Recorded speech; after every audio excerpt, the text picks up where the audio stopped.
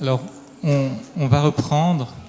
L'idée de cette deuxième partie était donc d'être moins dans un exposé et plus dans un partage.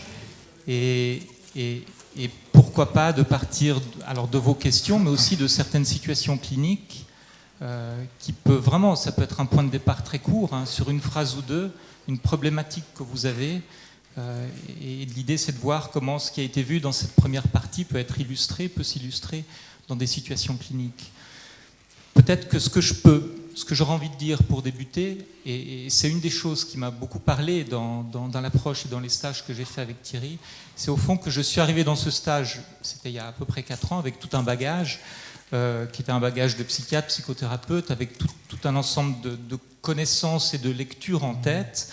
Et je me suis rendu compte, et même avant même ce stage d'ailleurs, je me rendais compte que, au fond, on apprend beaucoup de choses sur qu'est-ce que la psyché, qu'est-ce que l'inconscient, qu'est-ce que des mécanismes de défense, comment est-ce que tout ça se met en place d'un point de vue dynamique, tout un ensemble de théories, de psychothérapie, d'interprétation, comment on les fait, est-ce qu'il faut les restituer, comment faut-il les restituer. Donc on peut arriver, et vous tous avec vos parcours, vous arrivez avec tous ces bagages-là, et ensuite arrive un moment où on est face à un patient et où il arrive avec sa difficulté, voire même avec pas de mots, parce que des fois il n'arrive pas à prononcer les mots, et où on se rend compte parfois que toutes ces connaissances-là, elles ne nous servent pas à grand-chose.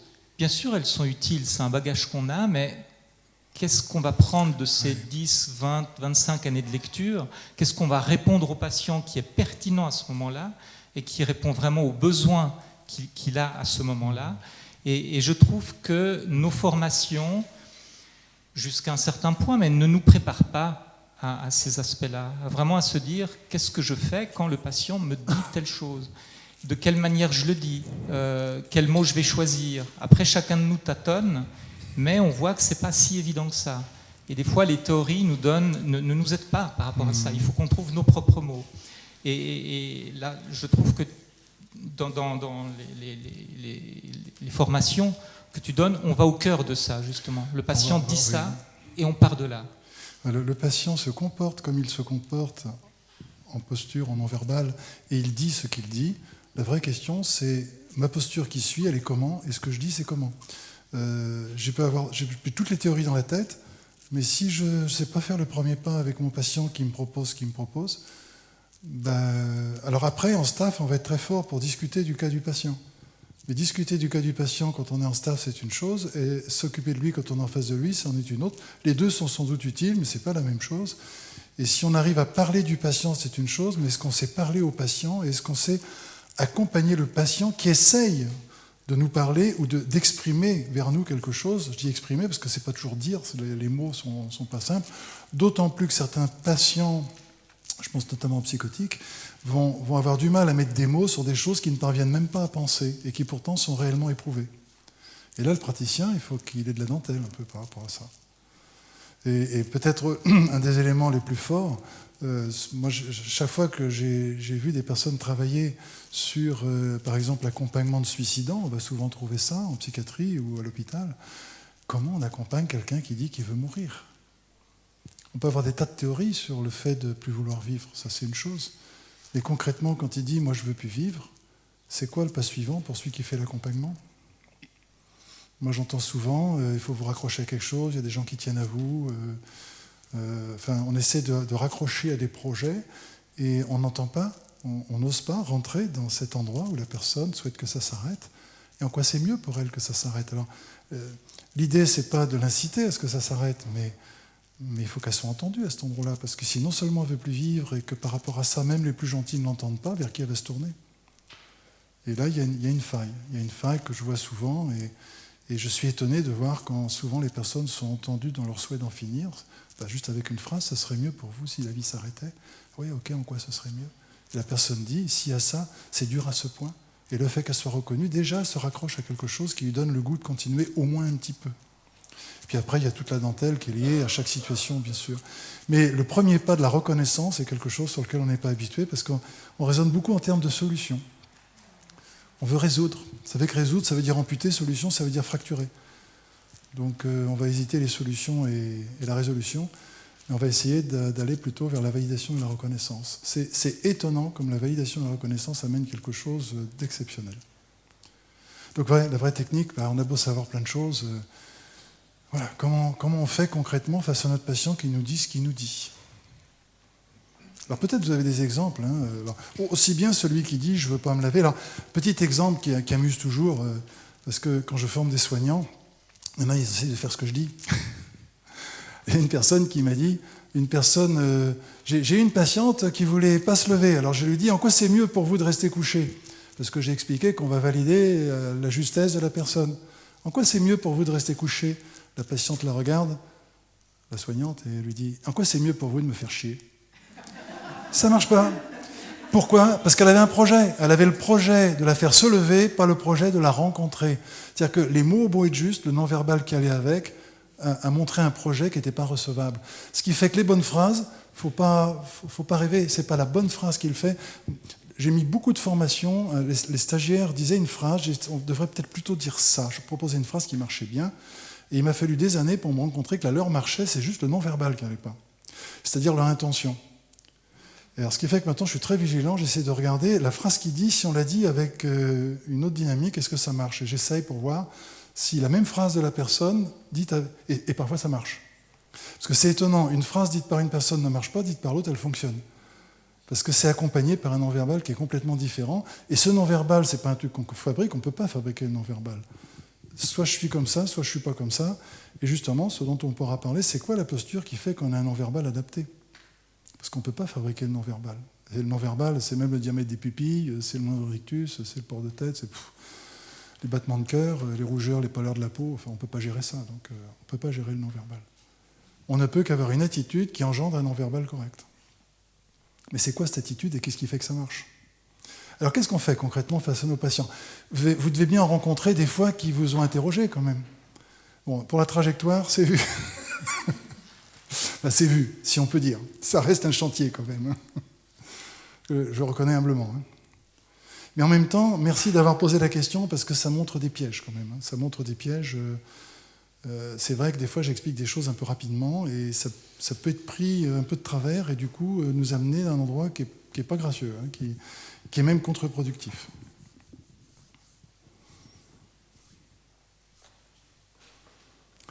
Bon, c'est bien, c'est un hôpital psy où il n'y a pas de malade. Qu'est-ce que vous faites pour vous occuper?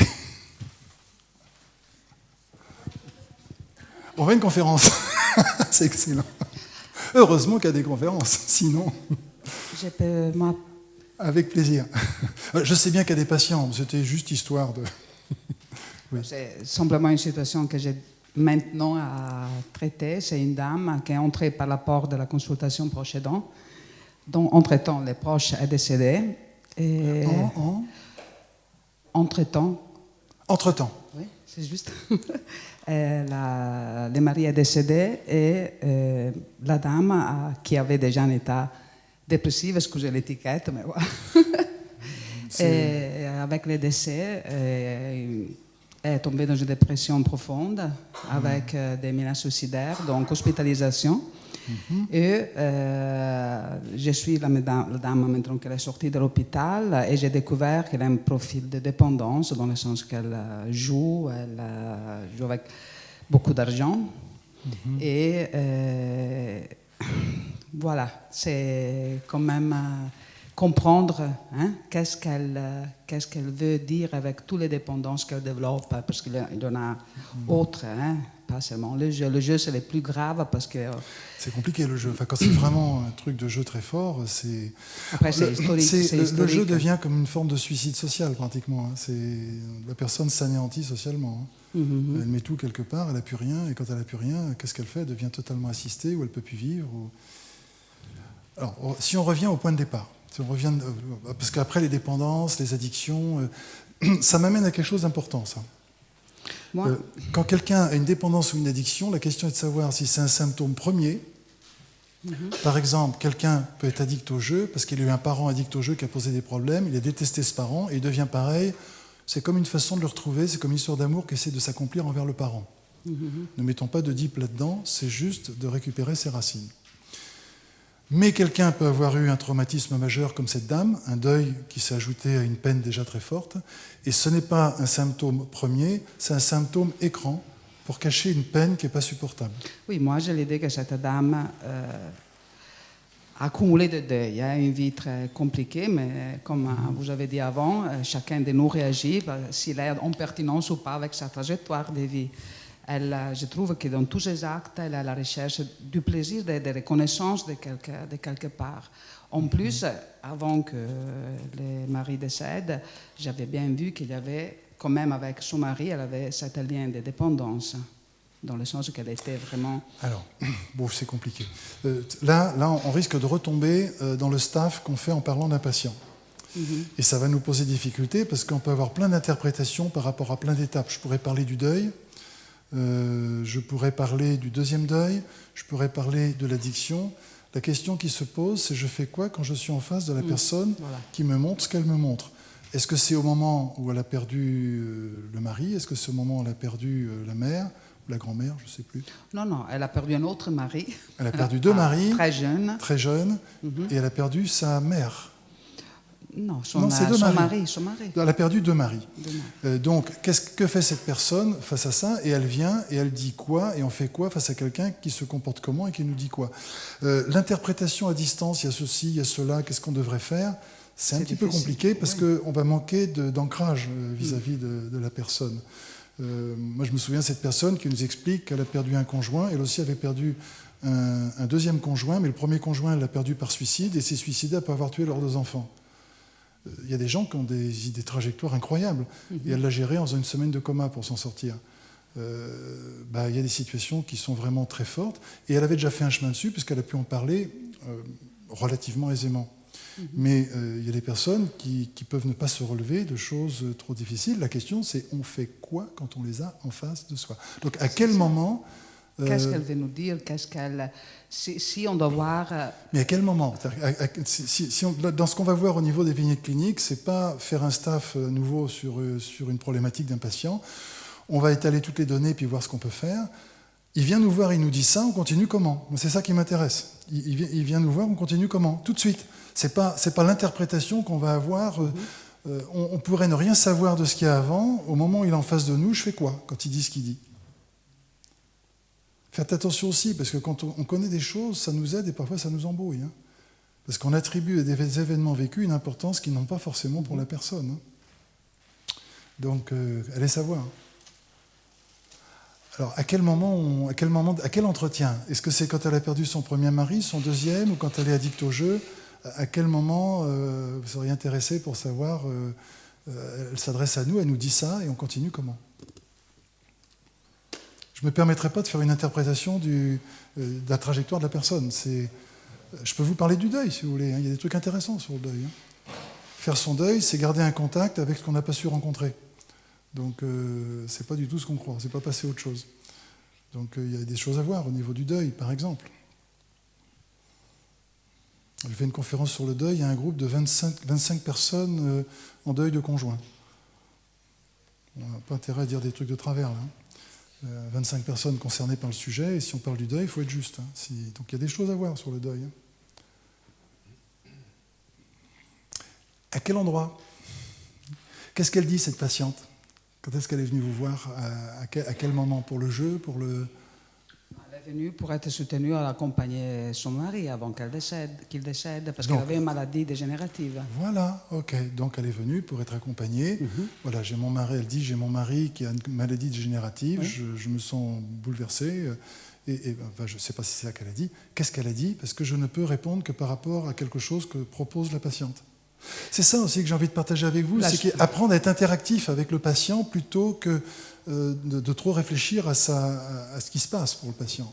On est obligé de réfléchir, c'est pas absent de nous bien sûr, et davantage dans cette interactivité. Celle qu'elle a toujours emmenée, parce que c'est 2-3 mois que je vois madame, c'est certainement la détresse et le vide qu'elle a vécu et qu'elle vive quand même aujourd'hui quand même, qu'elle reste veuve. Oui, mais ça, c'est une interprétation. Vous voyez, c'est pas facile, ça. Parce qu'en fait, C'est ce qu'elle dit, qu'elle se sent alors, elle dit, je me sens vide. je me sens vide. Voilà. Le patient dit, je me sens vide. Et la question qui se pose, c'est qu'est-ce que le praticien renvoie au patient qui dit, je me sens vide. Là, on est sur du concret. Là. Le patient arrive et on sait qu'il a vécu un deuil. Il y a une deuxième situation où quelqu'un risque de, enfin, en tout cas en mauvaise santé et peut finir sa vie. Et la personne dit, je me sens vide. Que dit le praticien à ce patient ?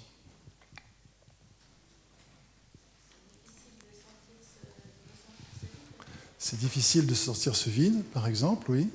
On peut lui dire, c'est difficile de ressentir ce vide. Ça, alors, voilà le non-verbal miraculeux qui va arriver. Imaginons qu'on dit, c'est difficile de ressentir ce vide. Là, on se prend une claque, en principe. Si on a quelqu'un qui a un peu d'énergie en face, il ne se laissera pas faire, hein, et ça sera très bien. Non, c'est quelque chose, on va dire, c'est difficile de ressentir ce vide. Ça sera plus affirmatif, peut-être très légèrement interrogatif pour ne pas l'enfermer dans ce qu'on vient de dire. Mais c'est une possibilité. Hein. Et ensuite, elle vous confirmera que oui, comment continuons-nous ? Alors là, on ne peut pas dire tout ce que dirait la patiente, on va être obligé de l'inventer un peu, sous votre contrôle, puisque vous la connaissez. Mais on va voir ce que dit la patiente, comment ça nous conduit pour la suite. Donc, c'est difficile de ressentir ce vide. Et la patiente va répondre quoi ? Oui. Elle va dire oui. Et nous sommes maintenant à la deuxième étape. Que dit le praticien ? Soignant, psychologue, psychiatre, qu'est-ce qu'il va proposer comme accompagnement à cette personne qui dit oui ? Vous voyez, c'est difficile ce vide ? Oui. Mais voilà, on attend la compétence et l'expertise du praticien à la phrase qui suit.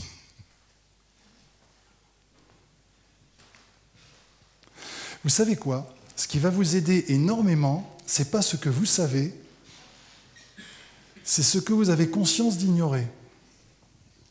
Votre ignorance, c'est quasiment votre meilleur soutien. En fait, quand la personne vous dit « oui », est-ce que vous savez ce qui est le plus difficilement éprouvé dans ce vide ? Est-ce que vous savez ce qui est le plus douloureux dans ce vide pour elle ? Eh bien non, vous n'en savez rien. Et donc vous savez quoi ? Vous lui demandez « Qu'est-ce qui est le plus douloureux pour vous dans ce vide ?» Et vous allez découvrir un truc sur lequel vous êtes totalement ignorant et que la personne est la seule à savoir et qu'elle n'a jamais regardé avant qu'on lui demande. Ou probablement, peut-être elle l'a déjà regardé, mais souvent elle ne l'a pas regardé. Que répondrait cette personne quand on lui demande « Qu'est-ce qui est le plus douloureux pour vous dans ce vide ?» La solitude. La solitude. Ok. Et là, on continue comment ? La solitude. Là aussi, c'est la solitude. Alors, le piège que nous avons, c'est que quand quelqu'un dit ce qui est dur, c'est la solitude, on a l'impression d'avoir tout compris. Donc, on ne sait pas quoi demander. Mais en réalité, c'est quoi qui est difficile dans la solitude pour elle ? Et elle la sent depuis quand ? Et de quelle manière ? On n'en sait rien de tout ça, mais on lui demande. Donc la solitude, vous l'avez déjà éprouvée dans votre vie ou vous y êtes confronté pour la première fois ? Parce que ça peut être une chose première aussi. Hein. Non, elle a déjà vécu. Vous l'avez déjà vécu. Et dans toutes ces fois qui sont apparues, est-ce qu'il y en a une qui a été plus forte que toutes les autres ? Oui, c'est sorti en thérapie étonnamment que c'était la perte de ses enfants. La perte de mes enfants. Ah, c'est que ça. Juste ça quand même, hein, la perte de mes enfants. Okay. Ça a été particulièrement bouleversant pour vous. On valide. Et là, on pourrait demander, quand vous avez vécu cette perte de vos enfants, est-ce que quelqu'un a entendu ce que vous avez éprouvé ? Non. D'accord. Et là, on va dire à sa patiente, je suis profondément touché que vous partagiez cela avec moi. Qu'est-ce que vous auriez eu besoin qu'on n'entende plus que tout ? Et l'obligation d'être dans cette situation. L'obligation d'être dans cette situation. C'est comme si c'était une obligation, et c'est ça qui est insupportable. Oui. Et vous n'avez jamais pu le dire à personne. Oui, surtout à mes enfants. Surtout aux autres enfants. À mes enfants. À ces enfants décédés. C'est ça, Ils ne sont non? pas décédés. Alors, j'ai pas Elle bien a dû compris. se séparer quand Ah, même c'est séparé, je n'ai pas du compris. deuxième mari. Elle s'est séparée du mari. Elle a eu 3 maris. Le premier décédé. Ah, ben voilà, il y a eu 3. Le deuxième, elle s'est séparée. Elle s'est séparée des Parce enfants. qu'elle était violente, mais elle n'avait pas les conditions économiques pour prendre des enfants avec elle. D'accord. Donc elle est sortie de la maison familiale. Dans 2 heures, elle a pris la décision et donc elle a abandonné ses enfants. Elle se sent D'accord. d'avoir abandonné les enfants. D'accord. Et n'a Et pas donc, pu s'expliquer avec ses enfants qui maintenant sont des gens de 50 ans. Voilà. Et là, lui dire, vous auriez tellement aimé pouvoir le dire à vos enfants. Je suis désolé, j'ai compris que c'est des enfants qu'elle avait perdus et non pas qu'elle avait laissés.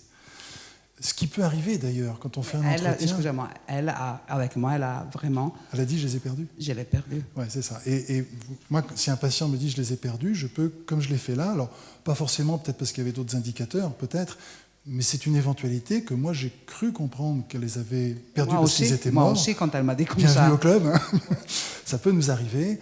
Et c'est pas très grave parce que la personne va nous recentrer. Et on dit OK. Et donc, vous avez éprouvé ça tout ce temps sans pouvoir le dire. Et vous me le confiez. Je vous suis reconnaissant de me le confier. Et ce que vous auriez aimé dire, donc, c'est vous auriez aimé le dire à vos enfants. La chose la plus bouleversante, c'est de ne pas avoir pu leur dire de quoi il en était, de quoi il en retournait, pour quelle raison vous les laissiez. Okay. Et là, on peut vérifier comment elle se sent. Comment vous vous sentez de partager ça? Comment c'est en vous quand vous venez de le dire? Est-ce qu'elle saurait le dire ou pas? Peut-être elle ne pourrait pas le dire. Hein. Je n'ai pas compris. Alors, demandez à la patiente, vous venez de partager ça, là, ce que vous n'avez jamais pu dire, et quand vous venez de le dire, comment vous vous sentez d'avoir dit cela? Parce que c'est la première fois que vous le dites, et qu'on vous entend en plus. Et on ne prétend pas que c'est suffisant. Hein. On lui demande comment elle se sent de l'avoir dit. Qu'est-ce qu'elle répondrait? Bouleversée. Bouleversée. Ok. Elle était très bouleversée. Elle dirait, je me sens bouleversée. Okay. C'est la première fois que vous partagez ça. Oui, c'est pour ça. Ok. Okay. Elle a dit que c'était une sorte de secret qu'elle avait en elle-même. C'est un secret dans votre cœur. Et ce secret, qu'est-ce qui vous a amené à le dire aujourd'hui, à le partager là? Elle a répondu qu'elle n'avait rien à perdre. Rien à perdre. En fait, la vie vous a mis dans une situation tellement difficile que même ce qui était le plus secret, maintenant on peut le dire. Donc tout ce qui s'est passé après vous a amené maintenant au fait que vous pouvez le dire parce que vous n'avez plus rien à perdre. Et ça vous fait quoi de l'avoir dit? Je reviendrai sur ce senti, hein. Ça vous fait quoi de l'avoir dit? Puisqu'il n'y a plus rien à perdre et maintenant c'est dit, ça fait comment une fois que c'est dit? Alors c'est peut-être un peu compliqué de répondre pour la patiente, hein, parce qu'elle a tous ses ressentis qui sont disponibles. Là c'est avec du souvenir, et puis ça s'est peut-être pas tout à fait passé comme ça, encore qu'il y a des choses qui ressemblent un peu apparemment. Et le seul fait d'avoir fait ça, quelque chose d'important s'est passé. Apparemment, la perte de ses enfants est quelque chose de particulièrement fort. Il y a le problème du premier mari, le problème du suivant, du deuxième et puis du troisième. Je me poserai quand même la question, parce que c'est une personne qui, dans sa vie, est confrontée à beaucoup de pertes, de renoncements, de deuil. Et les deuils, c'est ces deuils-là qu'il y a eu, ou est-ce qu'il y en a eu d'autres dans votre vie? Il y en a eu d'autres pour elle dans sa vie? Non. D'accord. Et donc, est-ce que dans votre famille, il y a des êtres qui ont vécu des deuils majeurs et qu'on n'aurait pas entendus? Y en a-t-il? Alors, je n'ai pas... vous voulez que je dise comment c'est passé dans la réalité? Oui. Dans la réalité, quand j'ai touché les faits, voilà, elle a dit que c'était un secret. Et quand j'ai cherché de comprendre la fois suivante comment se sentait elle par rapport à moi, que j'étais celle à laquelle elle avait donné ce secret, entre guillemets, elle m'a dit qu'en effet, sa tristesse, c'était lié à la culpabilité. C'est sorti ça. Sa tristesse? C'était lié pas au deuil en soi, comme moi je pouvais imaginer, comme nous on est en train de dire, mais par contre à la culpabilité. Super. Et là, on fait quoi? Et là, c'est sorti la culpabilité envers son mari actuel à ce moment. D'accord. Mais déjà là, qu'est-ce qu'on fait? Voilà, on lui demande qu'est-ce que vous l'avez dit, que se passe-t-il, qu'est-ce qui est en vous? Et elle me dit la culpabilité d'avoir laissé mes enfants. Mm-hmm. Est-ce que vous identifiez clairement que dans sa psyché, il y a un clivage entre celle qu'elle est aujourd'hui et celle qu'elle était, qui a laissé ses enfants? Elle n'est pas copine avec, elle ne l'aime pas. Donc je lui dirais, vous n'aimez pas celle qui a laissé ses enfants, hein? J'oserais presque dire, en exagérant, elle n'a pas de peau. Déjà, elle est dans une situation très difficile, en plus, même vous ne l'aimez pas. Bon, je n'irai pas forcément jusque-là, quoique, ça dépend du contexte. Hein. Simplement, je l'inviterais, vous voyez cette femme que vous étiez, qui a laissé ses enfants? Celle qu'elle n'aime pas, on la regarde? Ok. Ben, vous savez, on va faire quelque chose. Vous pourriez lui demander ce qui l'amène à laisser ses enfants. Parce que plutôt que de lui reprocher, moi je veux bien qu'on l'écoute. C'est-à-dire que c'est plus votre patiente que vous écoutez, c'est celle qu'elle était qui a laissé les enfants que vous l'invitez à écouter. C'est elle-même qui devient la thérapeute de celle qu'elle était. Et si elle écoute celle qui a laissé ses enfants, elle découvrira pourquoi celle qu'elle était a laissé ses enfants. Elle sortira de la culpabilité et du reproche à une reconnaissance. Probablement. Si ça ne le fait pas, c'est qu'il y a autre chose à voir. On se laisse emmener dans le chemin où ça va. Il se peut même qu'il y ait des trucs transgénérationnels à voir derrière, on ne sait pas. Ou peut-être c'est juste là. Si c'est juste là, le simple fait qu'elle voit celle qui a laissé ses enfants et qu'enfin celle qui a laissé ses enfants est entendue par elle et qu'elle n'est plus en rejet, parce que tu as dit je me sens coupable, sans couper, rejetée, elle rejette celle qu'elle était. Quand celle qu'elle était retrouve une place en elle, il y a quelque chose qui s'apaise. Et elle peut mieux prendre soin de son mari après.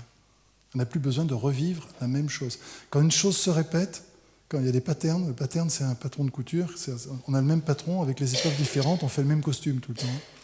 Et en fait, quand les choses se répètent, c'est comme pour souligner un endroit où on n'avait pas pensé à regarder.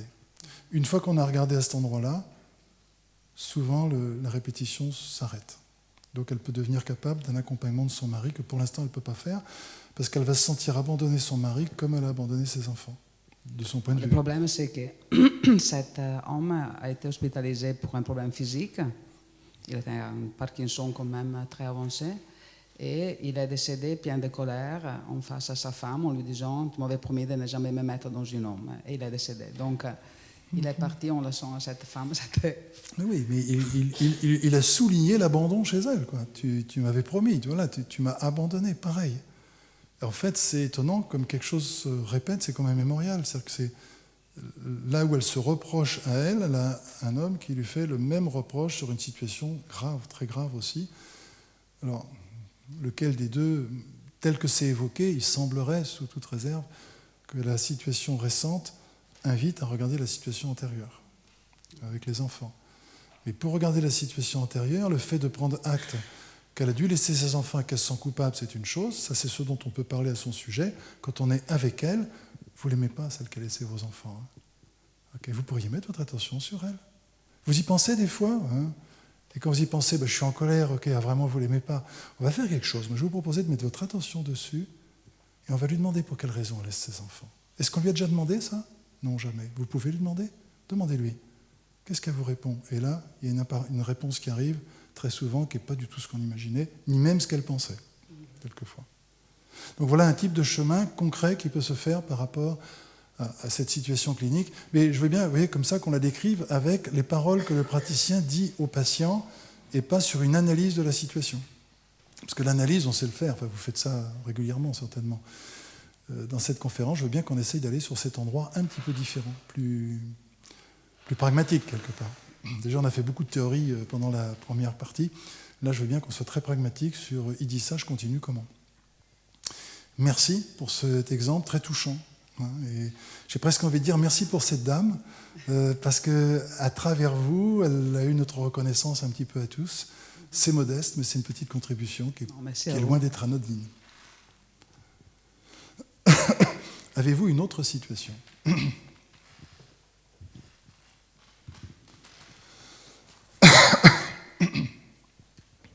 Je voulais juste souligner un point dans ce que tu dis, tu l'as fait, hein, mais c'est vraiment souligner cette dimension de reconnaissance de ce qui se passe chez l'autre, de ce qui est chez l'autre. C'est une mise en mots de ce qu'on observe, et en tout cas de ce qu'on peut observer dès lors qu'on est suffisamment ouvert à regarder l'autre. Ça me semble important de le souligner, parce que dans nos pratiques, malheureusement, on est accaparé par un certain nombre de choses, qui peuvent être des choses justes, qui font partie de notre travail, hein, mais poser un diagnostic, dans une certaine mesure convaincre nos patients, des fois les convaincre du diagnostic qu'ils ont, du bien fondé de nos réflexions, du bien fondé du plan de soins qu'on met en place, donc répondre à un certain nombre d'éléments propres à notre pratique, en oubliant parfois la réalité de ce que vit le patient ou le besoin que le patient a d'être reconnu et vu là où il est. Et donc, voilà, je trouve dans cet exemple, ce qui est important, c'est vraiment le fait de pouvoir aller au plus près de l'autre. Le fait qu'on analyse qu'elle sent de la culpabilité, c'est une chose. Le fait qu'on l'accompagne au moment où elle le dit, c'en est une autre. Et puis, dans le fait d'avoir une réflexion diagnostique, il y a deux aspects. Il y a un premier aspect qui est un aspect thérapeutique. Si je diagnostique ceci, donc en tant que psychothérapeute ou en tant que psychologue ou en tant que psychiatre, je vais mettre en œuvre ce qui est dans mon champ de compétences pour aider cette personne en fonction de ce qui aura été diagnostiqué. Toujours avec un petit risque, c'est que le diagnostic, c'est quelque chose d'hasardeux, comme on l'avait vu avec l'exemple de l'expérience de Rosanane. Et en même temps, il y a un autre aspect du diagnostic qui est important. Il y a l'aspect du diagnostic qui est important pour le soin lui-même, et il y a un aspect du diagnostic qui est important pour des raisons purement techniques. Un diagnostic posé permet à un service hospitalier de fonctionner. Un service hospitalier qui reçoit des patients sans diagnostic, on se demande pourquoi il travaille, il n'aura jamais de crédit pour travailler. Donc il y a besoin techniquement qu'il y ait des diagnostics, c'est comme ça, je crois, en Suisse, c'est comme ça en France aussi. Et en Amérique, c'est même, si on n'est pas diagnostiqué, il n'y a pas de prise en charge de la sécurité sociale, enfin de leurs assurances sociales. C'est-à-dire pour qu'il y ait une prise en charge de l'assurance sociale, il faut qu'il y ait un diagnostic. Ce qui explique la raison pour laquelle le DSM a hyper psychopathologisé toute posture. Il y a des nécessités techniques qui ne sont pas des malveillances thérapeutiques, qui sont des nécessités purement techniques. Alors, sur le plan technique, il y a besoin d'un diagnostic.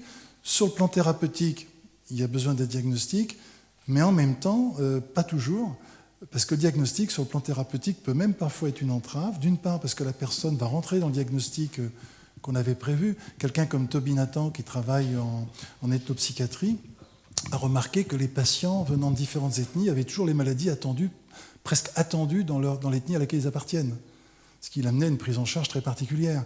C'est-à-dire qu'en fait, on ne sait pas trop ce qui se produit, si c'est vraiment un mal-être du patient ou s'il répond à une attente de la collectivité à laquelle il appartient. Donc c'est une forme de systémie aussi, c'est un peu délicat. Et c'est pour ça que toutes les théories qu'on peut avoir, on est obligé d'en avoir parce que ça permet de donner une architecture à sa pensée, et puis c'est une zone de savoir qu'il est hors de question de rayer de la carte, parce qu'il y a des bonnes choses aussi dans les choses que l'on sait, mais il ne faut pas qu'elle nous limite, il faut rester ouvert. Et le patient, dans le cas que vous décrivez, la patiente, le fait qu'on s'aperçoive qu'elle se sent en culpabilité, qu'est-ce qu'on peut faire pour la culpabilité ? Est-ce qu'il faut la libérer de sa culpabilité ? Ou est-ce qu'il faut plutôt entendre celle qu'elle n'aime pas en elle ? C'est-à-dire qu'elle n'aime pas celle qu'elle était, qu'elle laissait ses enfants. Eh bien, on va écouter comment celle qui a laissé ses enfants a vécu ça et qu'est-ce qui l'a amené à le faire, en termes de ressenti, pas en termes d'histoire, pas seulement en termes de faits, en termes de choses éprouvées. Et là, on s'aperçoit que d'écouter le patient, on est complètement en dehors de toute considération diagnostique. On est juste en train de faire se rencontrer des êtres, on n'est pas en train de poser une pathologie. Ce qui fait même qu'en structure, ça peut poser un problème parce qu'il faut que le patient ait une étiquette psychopathologique par nécessité administrative pratiquement. Alors éventuellement pour la thérapie aussi, mais pas que. Donc ça nous met dans une ambiguïté parce que si on recherche la problématique psychopathologique de cette personne qui se sent coupable, est-ce qu'elle manquerait d'affirmation d'elle-même ? Est-ce qu'elle aurait un regret sur quelque chose ? Qu'est-ce qu'il faut faire ? Est-ce qu'il faut la dynamiser ? Est-ce qu'il faut lui faire regarder un futur ? Est-ce qu'il faut lui faire digérer un passé ? On va juste lui faire rencontrer celle qu'elle était et qui a laissé ses enfants, puisque c'est celle qui tient le drapeau, c'est celle qui a laissé les enfants, qui lui revient à l'esprit qu'elle ne peut pas supporter. Et on pourrait dire que personne ne l'a entendue, mais même celle qu'elle est n'entend pas celle qui a laissé les enfants. Donc puisque ça appelle, on dit, allons-y, on l'écoute. Et je ne sais pas si vous remarquez, on est en dehors de toute considération de pathologie sur cet endroit-là. Et c'est peut-être ce dont on aura du mal à se départir quand on a un schéma psychopathologique pour la personne. Notamment l'addiction au jeu, et puis tous les trucs qui viennent après. Est-ce qu'on sait encore la rencontrer à cet endroit-là, alors qu'on sait qu'elle a une grosse problématique d'addiction au jeu, par exemple ? Est-ce que ça ne va pas nous perturber dans l'écoute ? Peut-être pas, je ne sais pas. Donc oui, effectivement, comme tu le dis, on risque d'investiguer le patient dans un projet d'établissement diagnostique plutôt que dans un projet de rencontre de qui il a été, qui appelle sa conscience à travers le symptôme. De même que le corps est un mémorial, le symptôme, c'est le seul lien qui lui reste avec ce qu'il n'a pas accueilli en lui-même.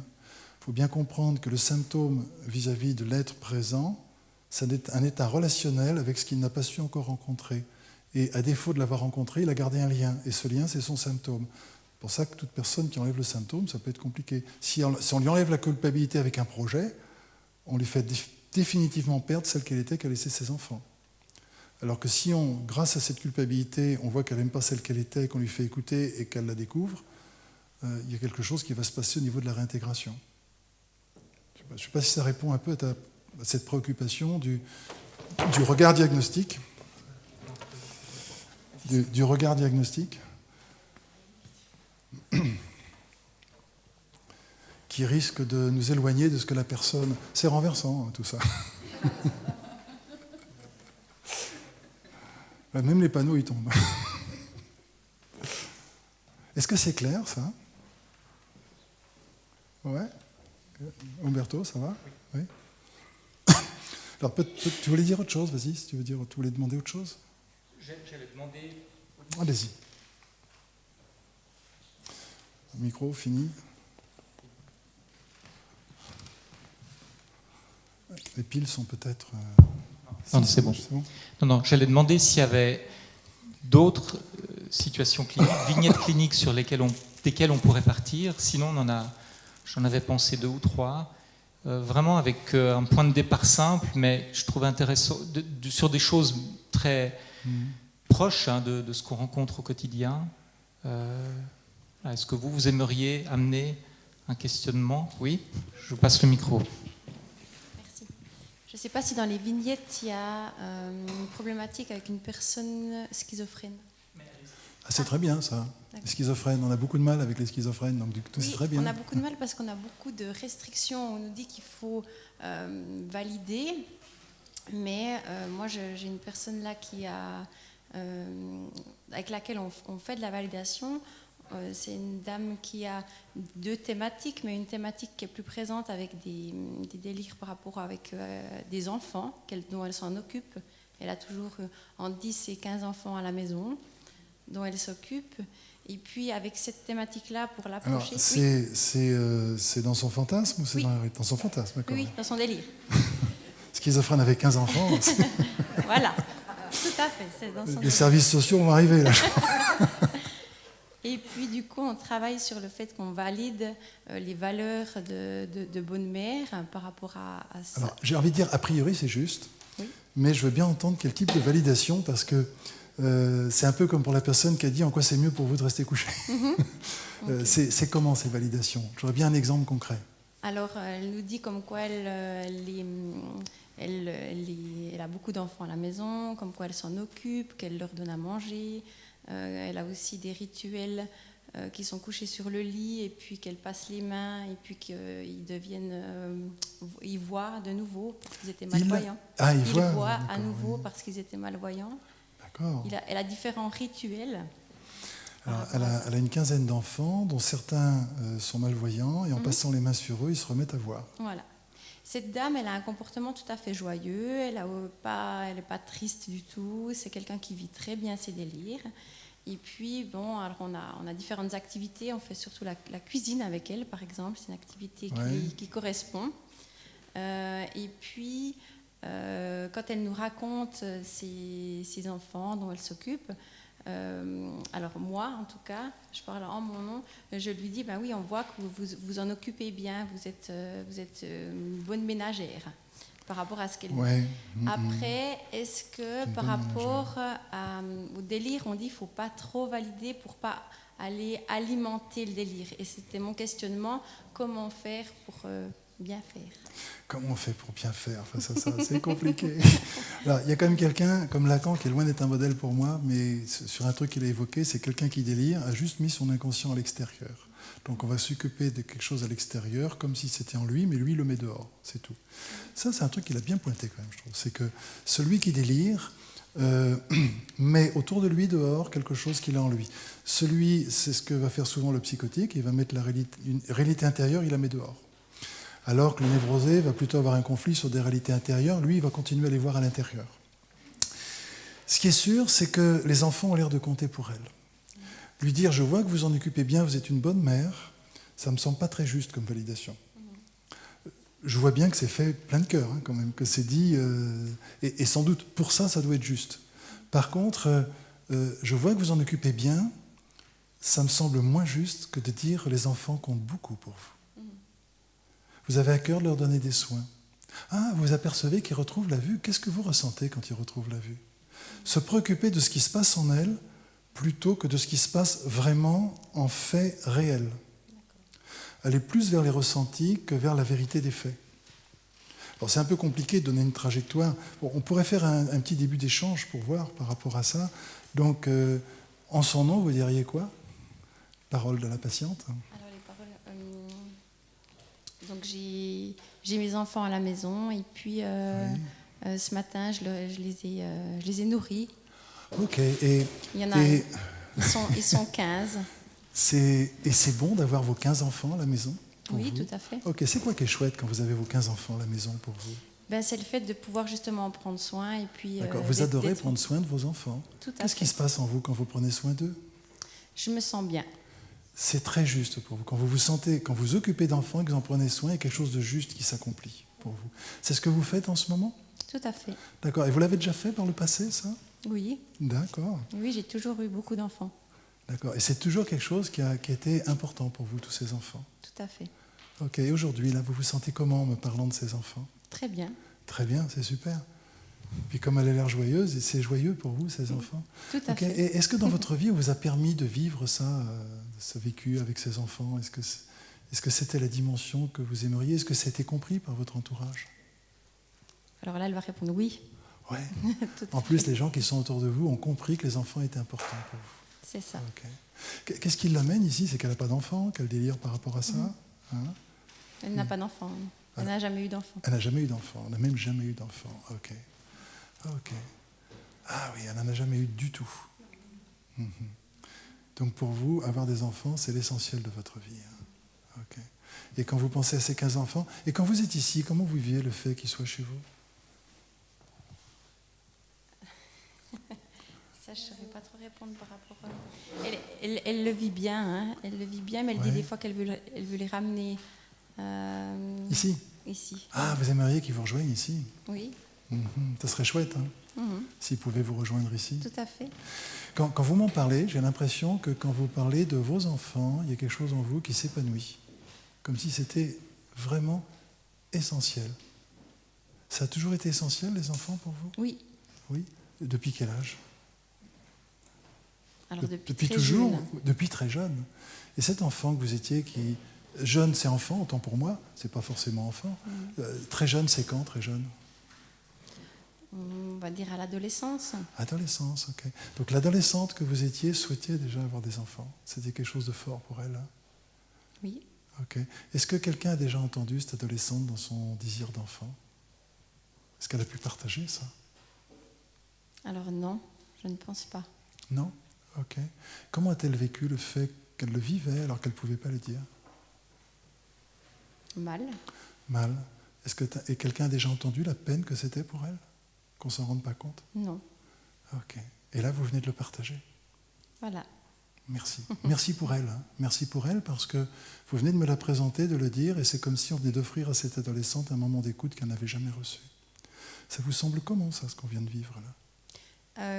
Là, c'est à la place de la patiente. Oui, oui. Hein. Alors, c'est bien, apaisant. Apaisant. Si je pouvais mettre le mot.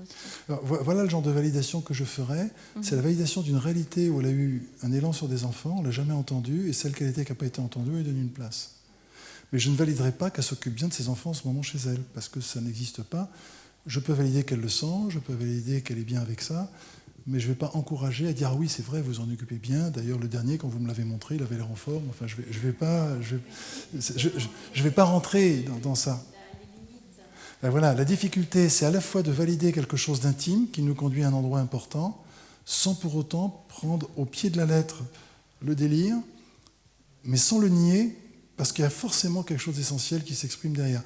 Je ne vois pas son délire comme l'expression d'un truc déplacé, mais comme l'expression d'une justesse qu'on n'a pas entendue. Mais où? Voilà.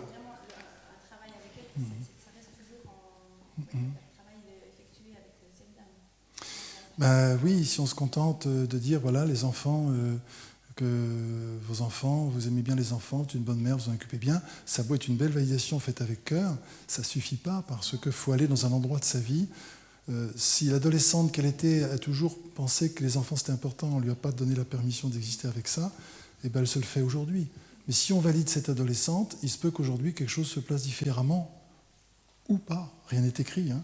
Mais en tout cas, même si ça ne changeait pas sa situation présente, ça vaut le coup de le faire. Je ne me permettrai pas de prédire qu'on fait ça et d'un seul coup elle est plus schizophrène et elle ne délire plus. J'en sais rien du tout.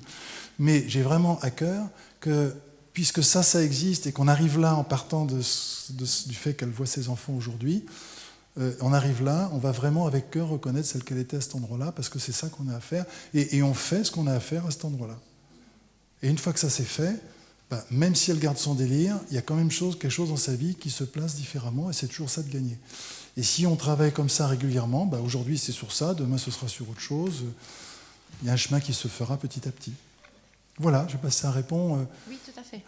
Dans un absolu, certainement pas, mais ça donne une possibilité. Si, merci. Merci pour la question. Est-ce qu'il y a d'autres situations? Il y en a deux. Il y en avait une au fond, puis une là. C'était juste une question. Est-ce que ça aurait été pertinent au moment où la personne parle de son adolescence, que c'est là qu'elle a toujours eu ce désir d'enfant ou déjà, est-ce que ce serait pertinent de lui demander, et ce désir d'enfant, est-ce que ça vient de votre propre famille? Est-ce que vous-même avez vécu ou bien non? C'est trop tôt. Ça peut être un travail d'enquête. Alors ça peut être utile de demander parce que, en allant plus loin, on peut même avoir de l'intergénérationnel avec une mère qui a perdu un enfant, qui s'en est pas remise et qui n'arrive pas à en avoir pour comprendre la mère qui a manqué de l'enfant qu'elle a perdu. Après, on peut imaginer tellement de choses, j'en ai aucune idée. Donc, de savoir si dans son environnement, il y a d'autres êtres qui ont manqué d'enfants, qui n'ont pas été entendus, c'est une éventualité. Mais attention, ne pas aller le chercher sur le plan historique, aller le chercher dans l'idée qui a éprouvé une chose et n'a pas été entendu. C'est ça notre boussole, quelque part. Si ma boussole, c'est de connaître l'histoire, ça ne sert à rien. Si ma boussole, c'est entendre qui aurait été un peu laissé sur la touche, qui n'aurait pas été entendu, comme si aujourd'hui son symptôme de délire présent est un mémorial pour qu'on n'oublie pas ça, là c'est juste. Donc une éventualité par là. Mais là, pour l'instant, dans ce que nous faisions, c'est vrai que c'est une version peut-être un peu simplifiée, et puis on ne sait pas si avec la patiente c'est exactement ce qu'elle dirait. Bon, c'est une approximation. On s'aperçoit qu'il peut y avoir une interactivité de ce type. Déjà, l'adolescente reconnue dans quelque chose qui n'a pas été entendu, ça me semblait important.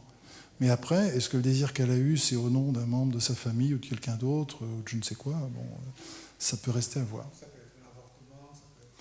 être un avortement que même elle aurait vécu, hein, qui peut, parce que le progrès de la législation est qu'on puisse faire des avortements, des IVG. L'ennui, c'est qu'il n'y a pas l'accompagnement psychologique qui va avec, parce que tellement de femmes, j'ai vu en consultation, qui ont été bouleversées d'avoir fait une IVG alors qu'elles avaient choisi, que c'était sans doute juste de le choisir. Mais ça reste une pénibilité, pas pour tout le monde, mais pour un certain nombre, il faut que ça puisse être entendu. Après, ça peut être un avortement fait par la mère, après, ça peut être autre chose. En fait, ça peut être n'importe où. Dans la vie de la personne ou dans la vie de son entourage. Je dirais même sur un plan transpersonnel. Voilà, on pourrait imaginer, je vais inventer un truc, parce que c'était pas la situation qui a émergé, mais on pourrait dire, mais de toute façon, c'est terrible pour une femme de ne pas avoir d'enfant, dira-t-elle, elle. D'autres diraient, c'est terrible pour une femme d'avoir un enfant, il n'y a pas de règle. Mais pour elle, elle dit, c'est terrible pour une femme de ne pas avoir d'enfant. Et là, j'aurais envie de le dire, pour vous, les femmes qui n'ont pas d'enfants, ça vous touche énormément. Oui. Vous voyez toutes ces femmes qui n'ont pas eu d'enfants, et vous seriez en mesure de leur dire, j'entends à quel point c'est pénible pour vous. Et là, on est sur du transpersonnel, on fait une validation de tout un pan de la population qui a eu un vécu qui n'était reconnu de personne. Et elle, avec son symptôme schizophrénique, elle est celle qui peut donner cette validation à toutes ces femmes. Là, on bascule dans ce qu'on appellera du transpersonnel. On ne le cherche même pas dans la famille. J'ai déjà rencontré ça en entretien. J'ai déjà rencontré des situations où une personne portait quelque chose qui appartenait à d'autres êtres, une catégorie de population qui n'a pas été validée par la société à ce moment-là. Alors là encore, hein, est-ce que c'est vrai, est-ce que c'est imaginaire, est-ce que c'est faux? Je vais dire, c'est subjectivement vrai, c'est phénoménologiquement réel, on ne peut pas l'objectiver, Par contre, ce qu'on va objectiver, c'est que si on a été juste, le symptôme s'en va. Ça, par contre, c'est intéressant quand même. Je pense qu'en tant que praticien, on aime bien ça. Non pas qu'on veuille enlever le symptôme, mais c'est l'indicateur qu'on a été juste, c'est tout. Notre projet n'est jamais d'éradiquer un symptôme, mais tant qu'il est actif, c'est qu'il y a un appel auquel on n'a pas répondu. Donc voilà, d'autres possibilités. La question... Ah, le micro est déjà là. Tout ce que vous avez dit, ça me fait penser actuellement à une situation que j'ai. Voilà, vous n'arriviez pas à dire parce qu'il y en a trop. C'était voilà. Ça le truc. Non, mais Ok. une en particulier, on va dire. Mais dans le sens, c'est une patiente que je vois en consultation ambulatoire qui vient à la base pour de l'anxiété, une dépression, enfin voilà, c'est un peu ce qui est annoncé au départ. Et puis finalement, qui vient en consultation et qui déverse 1 milliard de choses qui lui sont arrivées et que tout est contre et qui ne comprend pas pourquoi tout va contre elle, finalement, dans ce sens-là. Je ne sais pas vraiment même par où commencer, tellement il y a un amas de choses qui lui sont arrivées. Dès l'enfance, une famille avec un père violent, des abus qui ont été reconnus à un moment donné par la famille d'accueil qu'elle a eue en Suisse. Mais après, la mère qui a été, heureusement, elle a pu mettre sa mère en disant... la protéger, elle a été séparée de ce père qui était violent, voilà. Mais après, toute sa vie, dans ses relations, une grossesse qui s'est arrêtée de manière tardive, à 7 mois, un conjoint à l'époque qui n'a pas reconnu, qui lui a juste dit... Qui n'a pas ? Qui n'a pas reconnu, enfin, tout ça, qui lui a juste dit, tu n'es même pas capable de me donner un enfant. Ça détend, ça, oui, voilà, effectivement. Ça détend. Et puis, tout ça continue, même des situations d'agression, où finalement, c'est une dame qui se retrouve seule, avec 2 chiens qui sont un peu... c'est quelque chose pour lequel elle se bat, et puis qu'elle a pris la responsabilité, qu'ils la maintiennent. Mais aussi le fait où, le dernier entretien, et c'est ça qui marque, où elle m'a dit, je me sens tellement seule, finalement, que j'aimerais même peut-être aller en home, parce que c'est une personne de 70 ans, j'aimerais presque aller en home pour qu'on s'occupe de moi. Et dans tout ça, j'ai dit, tout ce que j'ai pu faire, c'est valider. J'imagine qu'effectivement, quand on se sent seul, à ce point-là, on aurait envie qu'on s'occupe de soi. Mais je me retrouve un peu bloquée parfois, parce qu'il y a tellement d'informations et tellement de choses. Voilà, mais voilà, j'imagine quand on se sent seul, voilà. Ça, c'est intéressant comme réponse directe. Alors, il y a plein de choses, hein. Il y a énormément de choses. Oui. Et puis, ça ne prétend pas aborder tout ce qui concerne cette patiente. C'est juste pour avoir un petit éclairage et donner une éventualité de trajectoire. C'est ça. Déjà, à la fin, dire, j'imagine qu'en étant seul, on a besoin qu'on s'occupe de soi. Voilà une posture de praticien ou de praticienne qui me semble pas juste, quoique délicate, hein, parce que j'imagine, ça veut dire que je fabrique dans mon monde un truc que j'interprète et je vous l'envoie. Ce n'est pas la même chose de dire j'imagine que quand on se sent seul, on a envie qu'on s'occupe de nous, de soi, que de lui dire vous avez tellement besoin qu'on s'occupe de vous. Et il y a longtemps que vous avez besoin qu'on s'occupe de vous. Est-ce que vous sentez qu'on va pas au même endroit ? Dans le premier cas, il y a un constat de logique sur une situation, avec un regard qu'on a mais un petit peu à distance. Dans le deuxième cas, il y a une reconnaissance en prise directe de la personne, vous avez tellement besoin qu'on s'occupe de vous. Et on ne parle même pas des 70 ans, on ne parle pas du home, c'est un être qui a besoin qu'on s'occupe de lui. Et moi, je ne la vois pas que dans son présent, je la vois dans l'entièreté d'une vie, mais il y a longtemps que vous avez besoin qu'on s'occupe de vous. Et certainement, ça va aller très loin, très vite, en un clin d'œil pratiquement. Et c'est très parlant parce que quand on aborde ce genre de sujet, justement, ça se déverse, elle a des larmes qui viennent, hein, elle pleure, et je vois qu'elle met beaucoup d'attentes dans cette relation thérapeutique qu'on a. Alors c'est super, ça c'est bien, ça c'est un super truc ça. non, mais alors, ça peut être trop parce que c'est dénoncé comme étant pas toujours juste, ça, mais je crois que c'est super qu'il y ait cette confiance. Voilà, dans le sens où elle a aussi, je l'ai remerciée justement de toute cette confiance qu'elle m'avait donnée parce qu'elle a autant eu des relations avec des médecins au niveau somatique qui se sont souvent mal passées. Et donc j'étais un peu bloquée justement parce qu'il y a cet amas de choses et je savais, c'est-à-dire qu'au fil de mesure, je ne sais plus dans quoi la reconnaître et où aller en fait. Il y a une petite suspicion quand même, c'est que beaucoup de somatique, quand on a besoin qu'on s'occupe de nous, c'est quand même... J'aime pas le terme bénéfice secondaire que je déteste, mais c'est quand même le seul moyen qui reste pour avoir au moins un peu d'attention. Alors, est-ce que c'est ça, est-ce que c'est autre chose, est-ce que c'est purement biologique ou est-ce que c'est psychosomatique? Bon, ça reste à voir. Il y a un historique d'opération quand même au niveau somatique. Il y a un J'ose historique. espérer qu'on n'opère pas sans raison. Donc, Ça dépend. mais... Normalement, non. Normalement, non. Bon, ok, mais on peut même imaginer des troubles psychosomatiques qui nécessitent de la chirurgie. Parce qu'un trouble psychosomatique, ce n'est pas une maladie imaginaire. Vous avez deux choses différentes. Vous avez les sensations corporelles, les felt sense, dont parlait Eugène Gendelin. J'ai la tête dans un étau, j'ai la poitrine qui me serre, sans parler de problème de cœur. J'ai un poids sur les épaules, j'ai l'impression qu'on m'enfonce quelque chose dans le cœur. C'est juste des impressions, le cardiologue, le médecin, tout le monde va voir, il n'y a rien en fait, on ne va rien trouver. Et ça, c'est du felt sense, c'est le feeling sense, c'est-à-dire que c'est de la sensation corporelle qui n'est pas associée à un trouble physique. C'est juste une perception. Par contre, le psychosomatique, ça va jusqu'à une détérioration organique qui peut nécessiter une intervention médicale, voire chirurgicale. Et ça peut être quand même psychosomatique. Rogers avait même été loin parce qu'il avait voulu faire une étude sur les maladies psychosomatiques et ils avaient pris un groupe témoin de gens qui s'étaient fait des fractures. Franchement, les fractures, c'est purement biologique, quoi. Il a été surpris de découvrir que les fractures étaient psychosomatiques parce que les gens avaient des comportements accidentogènes. Du coup, il dit c'est quoi qui n'est pas psychosomatique? Alors, ça pose la question, la réponse n'est pas simple. Donc, pour accompagner cette personne, quand on commence à lui dire, voilà, vous avez tellement besoin qu'on s'occupe de vous il y a longtemps, et elle, au lieu de répondre oui simplement, elle va faire un discours sur toute une vie de lamentation, avec des larmes et tout. Et on la regarde, tout en ayant beaucoup de gratitude pour le fait qu'elle dise tout ça, et à un moment, on va l'arrêter, mais on va l'arrêter en disant stop. Encore que, des fois, ça peut être utile de dire stop. Vous me dites tellement de choses qui ont l'air tellement importantes. Dans toutes ces choses, est-ce qu'il y en a une qui vous a plus bouleversé que les autres? Et on amène la personne à hiérarchiser ses ressentis au lieu de les mélanger. Et ça, stratégiquement, en tant que praticienne, c'est intéressant d'avoir cette petite astuce parce que face à quelqu'un qui déverse beaucoup de choses, si vous le laissez parler, il en rajoute parce qu'il croit que vous ne le comprenez pas, parce que vous ne validez pas assez ce qu'il dit. Et si vous ne l'arrêtez pas à un moment donné, il vous noie dedans et il se noie avec. Ce n'est pas aidant.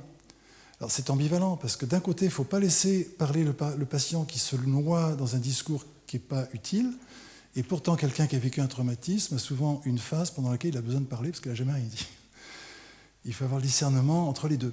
Donc je ne peux pas dire, voilà, il faut faire ça, il ne faut pas faire ça. Des fois, vous sentez qu'il faut laisser un temps, voire 3/4 d'heure, parfois même 1 heure, de parler, parce que voilà, c'est ça qui est juste. Mais très souvent, quelqu'un qui parle beaucoup, il faut l'arrêter, dire, attendez, là, vous m'avez dit plein de choses qui ont l'air très importantes. Quelle est la plus forte dans toutes ces choses pour vous? Et c'est étonnant, comme la personne, claque la chose distinguée, elle va la sortir tout de suite, on va aller dessus. Et soit c'est là que tout se tient, soit là, c'est le chemin pour aller à un autre qu'elle n'avait pas envisagé et qui va s'ouvrir grâce à ça. C'est ce qu'on appelle le guidage non directif. On se laisse emmener, que Max Pagès appelait orientation non directive aussi. C'est-à-dire qu'à la fois, on oriente vers l'être, mais ce n'est pas directif parce qu'il n'y a que lui qui sait où est l'être qui appelle, et donc on va le laisser nous mener en même temps qu'on l'accompagne. Il y a aussi un truc important à savoir, si elle découvre que celle qu'elle était à un moment de sa vie, on n'a vraiment pas pris soin d'elle.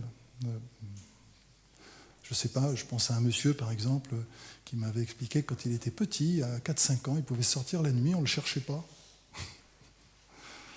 Bon, c'est un des soucis qu'il a vu parmi d'autres. Voilà quelqu'un qui pourrait avoir le sentiment qu'on ne s'est pas occupé de lui. Et si on va retrouver celui ou celle qu'elle était à ce moment-là, il ne s'agit pas d'aller rassurer celui ou celle qu'elle était à ce moment-là, donc cette femme, celle qu'elle était à ce moment-là, mais simplement de lui dire, en fait, celle que vous étiez à ce moment-là aurait tellement besoin qu'on aille la chercher. Elle aurait tellement eu besoin qu'on aille la voir. Personne ne l'a fait. Okay. Et vous, là, quand vous la voyez, vous prenez la mesure de son vécu. Vous pouvez lui dire, je prends la mesure de ce que tu as vécu. Et on met les mots qui sont venus pour décrire cette mesure. Je me suis senti seul au monde, j'ai cru que j'allais mourir, j'ai cru que personne ne m'aimait, j'étais dans le vide absolu, je ne sais pas, enfin, les mots qu'elle aura choisi de dire. Vous pouvez dire, je prends la mesure que tu te sens dans un vide absolu. Est-ce qu'elle peut être bienvenue pour vous, elle qui ressent ce vide absolu? Et l'idée, c'est de valider l'être avec son ressenti et pas de lui enlever en essayant de l'effacer. Parce que effacer ce ressenti, c'est effacer l'être qu'elle a ressenti, c'est ambivalent. Et il y a bien des approches qui vont vouloir enlever, réparer, apaiser, consoler. Je suis pourtant dans une approche plutôt non directive, mais il arrive que quand un patient, je lui demande qu'est-ce que vous feriez pour celui que vous étiez à ce moment-là, s'il était à côté de vous. Des fois, il me dit, je le consolerais. Ah, je dis, super, on ne va pas faire ça. C'est vachement non directif. Hein. Je dis, vous savez, si on le console, on risque de louper ce qu'il a besoin qu'on entende. Est-ce que vous seriez d'accord pour écouter ce qu'il en veut qu'on entende? Et souvent, ce qu'il a besoin de dire s'exprime, il le valide, et quand c'est validé, il est apaisé. L'apaisement, c'est le résultat, mais ce n'est pas la quête.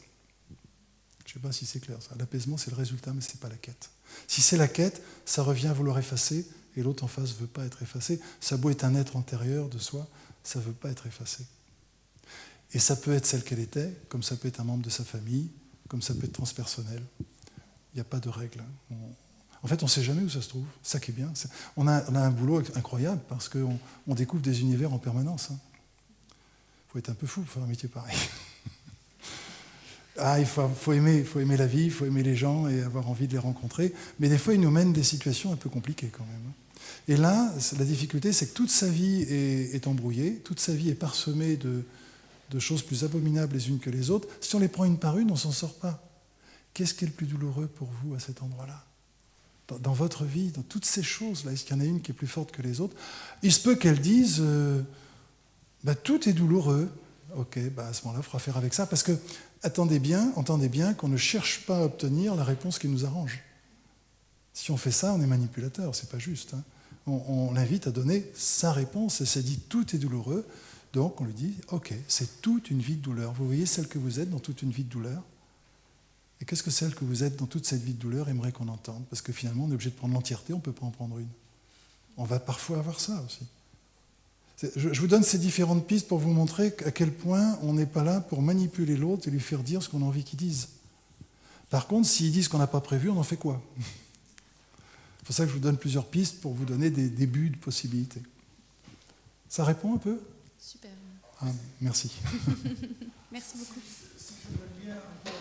Donc, avec votre approche, vous essayez de travailler sur les symptômes.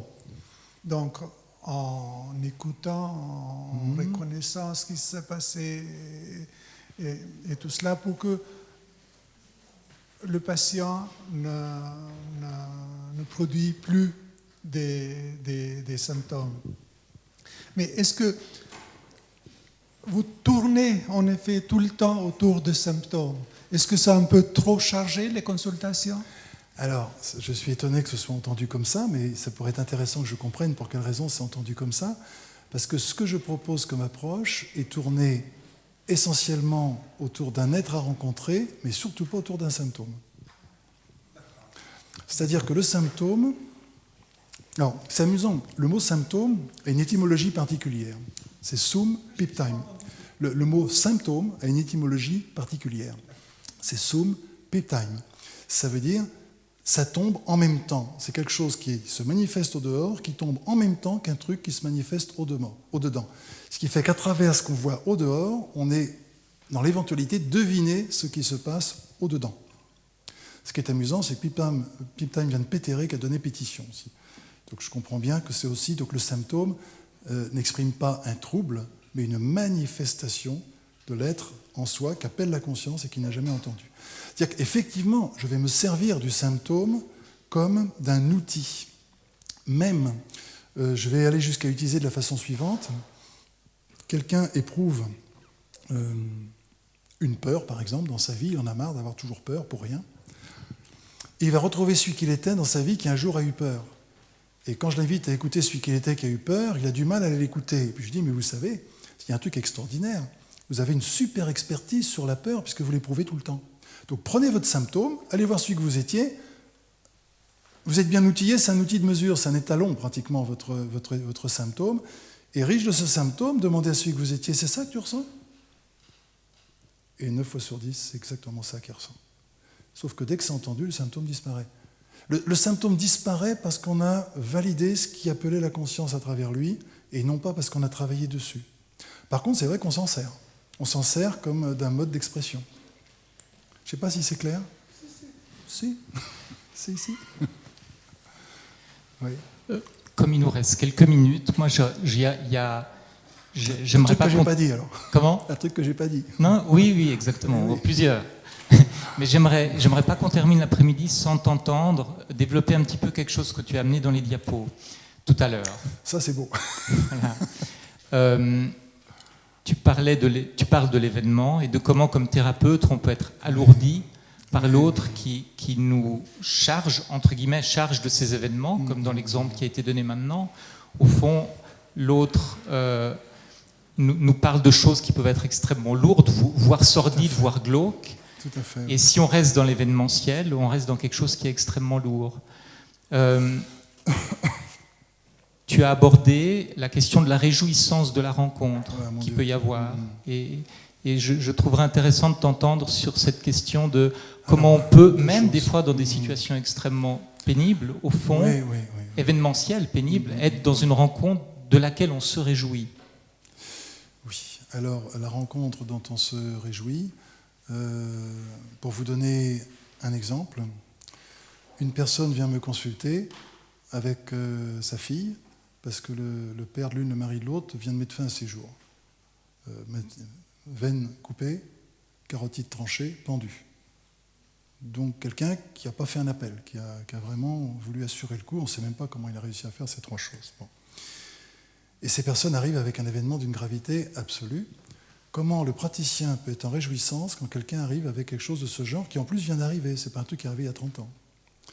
C'est arrivé il y a quelques semaines. Ce qui fait qu'on est en réjouissance, c'est qu'en fait, on voit quand ces deux femmes arrivent ensemble dans la consultation, la mère et la fille, elles viennent au nom de celles qu'elles étaient, qui ont trouvé le corps et qui ont été dépitées à ce moment-là. Et donc, grâce à leur venue, on va prendre soin de celles qu'elles étaient dans ce moment. Elles ont été choquées. Parce que le seul moyen de survie qu'elles ont eu, c'est de couper. Et on est en réjouissance parce que cet homme qui est leur père et mari, ou mari selon la fille ou la mère, qui a mis fin à ses jours, on va essayer de lui donner une place pour qu'il soit entendu. Parce que s'il a fini ses jours, c'est pas pour rien. Et en fait, ce qui fait qu'on va quand même être dans la réjouissance, j'aime bien, j'ai écrit un article que j'ai intitulé « Réjouissance thérapeutique », que je vous invite à regarder si vous avez envie de regarder cet article-là, parce que ce qui va être thérapeutique, c'est la capacité du praticien à être en réjouissance, même quand les événements sont catastrophiques. Pourquoi ? Parce que, on ne se réjouit pas d'un événement catastrophique, comme je dis souvent pour plaisanter. Si c'est le cas, c'est qu'on est pervers, il faut changer de boulot. Vous n'êtes pas à la bonne place. En principe, on ne se réjouit pas d'entendre un truc catastrophique, Dieu merci, ou alors sinon c'est grave. Qu'est-ce qui fait qu'on se réjouit alors que la situation est catastrophique ? C'est que les êtres qui étaient dans cette catastrophe n'ont jamais été entendus, et il y a un moment d'exception, ils vont pouvoir être au monde grâce à quelqu'un qui les entend, et grâce à la collection qu'on leur permet de faire en eux. Et la réjouissance du praticien vient de là, parce qu'elle est prioritairement sur les êtres qui ont vécu quelque chose, plus que sur les choses qu'ils ont vécues. Sur les choses qu'ils ont vécues, c'est compliqué. Il y a des drames, des gens qui... J'ai vu des gens dire des choses. Ce monsieur qui vient en consultation et qui a perdu sa femme d'un cancer du poumon et qui perd son fils 6 mois après d'un accident de voiture, c'est juste un peu compliqué, il n'y a pas de raison de se réjouir. Par contre, que l'homme qui a été effondré à chaque fois, on lui donne enfin une place, et quelque part, on donne une place à ces deux êtres importants et aimés que sont son épouse et sa fille, et ce n'était pas un monsieur en consultation qui était sur quelque chose de transpersonnel et encore moins de métaphysique, c'est quelqu'un qui était très matérialiste, mais qui m'a dit il allait mieux, après un seul entretien, il était mieux par rapport à ces deux deuils majeurs. Ça s'est concrétisé parce qu'en rentrant chez lui, il a pu ranger des affaires, il ne rentrait plus dans les pièces. Et il m'a dit, quelques mois après, puis quand ça revient un peu, je reconnecte. Et il reconnecte dans l'imaginaire, parce que pour lui, c'est ce qui est juste, c'est l'imaginaire, parce qu'il n'y a pas de dimension métaphysique pour lui. Et ce qui est intéressant, c'est qu'on peut œuvrer comme ça avec des gens qui sont avec une dimension un peu métaphysique, ou avec des personnes qui sont dans une dimension purement matérialiste, parce qu'il n'y a pas d'option par rapport à ça. Donc on est dans la réjouissance parce qu'on voit l'être plutôt que le fait. Maintenant, il y a autre chose, je crois que tu m'en as parlé, qu'il fallait qu'on puisse aborder ça, c'est qu'il faut savoir qu'on peut même parfois accompagner des patients sans rien connaître de l'histoire dont il est question. Et j'en ai une expérience, ça m'est arrivé plusieurs fois, mais une expérience particulière dont je me rappelle. Ça peut prendre la tournure. Je ressens ce symptôme. Vous l'avez déjà vécu dans votre vie, cela, de façon assez forte ? Oui. Il y a longtemps ? Oui, vous pouvez mettre votre attention sur celui que vous étiez il y a longtemps. Parce que comme datation, il y a longtemps, c'est très bien, hein, ça marche bien. Hein, sur le GPS, c'est parfait. Et il met son attention sur celui qui était il y a longtemps. Et ce qu'il a éprouvé, ça ressemble à ça. Ok, vous pouvez lui dire, c'est ça que tu as éprouvé. Ouais, il lui dit, et quand vous lui dites, il est comment? Ben, il est mieux. Et le symptôme disparaît, on ne sait même pas ce qui s'est passé. Moi, j'ai eu comme ça, je me souviens d'un exemple bien précis, d'une personne qui ne voulait pas révéler ce qu'elle avait vécu. Elle me dit, j'ai 2 événements, mais là, elle les avait bien à l'esprit, j'ai 2 événements difficiles dans ma vie, mais je préfère pas vous le dire. Je dis, vous voulez quand même bien aborder? Elle me dit, oui, je veux bien aborder. Et dans ces 2 événements, vous voyez quel est le plus important? Oui, donc on va d'abord s'occuper de celle qu'elle était dans un des 2 événements, puis on s'occupe de celle qu'elle est dans l'autre événement. Et puis on a bouclé notre thérapie où tout le monde se sentait mieux, celle qu'elle est, celle qu'elle était dans chacun des événements. Et puis à la fin, comme ça s'était bien passé, elle m'a dit, je vais vous dire ce qui s'est passé. En fait, les 2 événements, c'est que j'ai eu 2 choses dans ma vie. J'ai un grand-père qui ne m'aimait pas, et puis j'ai un oncle qui a abusé de moi. Je n'ai pas voulu vous le dire parce que vous alliez vous précipiter à coup sûr sur le problème de l'oncle qui m'a abusé, alors que ce qui était le plus douloureux pour moi, c'est que mon grand-père ne m'aimait pas. Et je voulais m'occuper de ça d'abord. Elle avait tellement peur que j'interprète son degré de pénibilité par rapport aux circonstances qu'elle a préféré. Et on a fait l'accompagnement sans rien savoir de ce qui s'était passé. Parfois, c'est compliqué. On a besoin d'avoir quelques éléments événementiels. Mais il y a bien des fois où on peut faire un accompagnement sans support événementiel et sans même savoir ni qui ni quand. Celui que vous étiez il y a longtemps. Et vous aviez quel âge il y a longtemps? C'est quoi il y a longtemps? C'est peut-être il y a 10 ans, comme c'est peut-être quand il était enfant, comme quand c'est le prénatal. Peut-être dans une autre vie, pour ceux qui croient à ça, je ne sais pas. Enfin, on ne sait pas, il y a longtemps, c'est n'importe quoi. Moi, ça me va là où c'est pour lui. On n'est même pas obligé d'avoir la date précise. Donc ça, c'est important parce qu'on sort complètement de l'enquête événementielle pour arriver vers des précisions existentielles et émotionnelles. Voilà. Je ne sais pas si ça répond. On aurait sans doute pu en voir plein d'autres, hein, mais je suis disposé à en répondre encore, mais peut-être à un moment, il faut que ça finisse. Je sais pas. Oui, on va gentiment terminer. En tout cas, je tenais à te remercier beaucoup pour ces apports. Avec je pense plaisir, que c'est oui. extrêmement éclairant d'avoir ce regard différent de celui qu'on a au quotidien, parce que des moments, bien sûr, on est ouvert à l'être et attentif à l'être, on en vit, mais c'est des fois difficile quand on a un quotidien qui nous rattrape très vite et qui a ces demandes-là de celles qu'on a explicitées, de type diagnostic, de type devoir le convaincre de telle ou telle chose. Il faut aussi cette dimension. L'idée, c'est comment vous allez faire quelque chose d'intégratif où tout ça va trouver sa place un petit peu ensemble. Moi, je suis très touché d'avoir partagé ça avec vous, qui œuvrez en hôpital psychiatrique, qui mettez votre humanité au service de gens qui sont en souffrance psychologique, avec tout ce que ça représente de difficultés, parce qu'on sait quand même aujourd'hui qu'au stade actuel, les professeurs en psychiatrie nous expliquent qu'on ne connaît pas l'étiologie des maladies mentales. On a des théories, mais on n'a pas d'expérimentation qui permettent de connaître l'étiologie, et qu'on a même du mal à définir clairement les psychopathologies. On est très doué en sémiologie, et le fait que vous soyez attentif et qu'on puisse partager ça, et que ça ouvre simplement un champ de recherche, parce que nous sommes toujours tous en train d'apprendre. C'est ça qui fait que notre travail est intéressant, c'est qu'on est toujours en train d'apprendre, de découvrir de nouvelles choses, et à travers ce qu'on découvre chacun, peut-être de pouvoir le partager avec d'autres, avec des collègues, avec des confrères. C'est formidable. Je me réjouis que ça puisse se faire à Neuchâtel, c'est l'hôpital psychiatrique de Neuchâtel, c'est super. Bravo à vous d'avoir cette ouverture, ça me touche profondément. C'est avec plaisir que j'ai partagé ça avec vous. J'espère vraiment que vous aurez avec vos patients tous les bonheurs qu'on peut avoir à accompagner des êtres humains. Parce que les malades mentaux et les malades psychiatriques, ou les malades psy, comme on dit, sont souvent des êtres qui touchent des choses qui ont du mal à être entendues dans la société. Et si l'endroit de l'hôpital psy est un endroit où ils vont vraiment être entendus dans ce qu'ils ont de plus intime, de plus profond, ça peut être un endroit super. Par contre, si c'est un endroit où on les nie à nouveau d'une autre façon, là, il y a un loupé de mission. Par contre, c'est dommage. Mais là, vraiment, ça me réjouit profondément. Merci à vous d'être venus et merci à vous d'avoir écouté tout ça et d'avoir partagé ces exemples. Merci. Merci. Merci. Merci.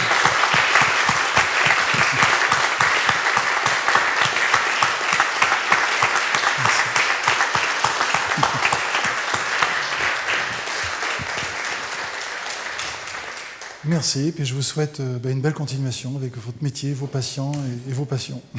Bonne fin de journée.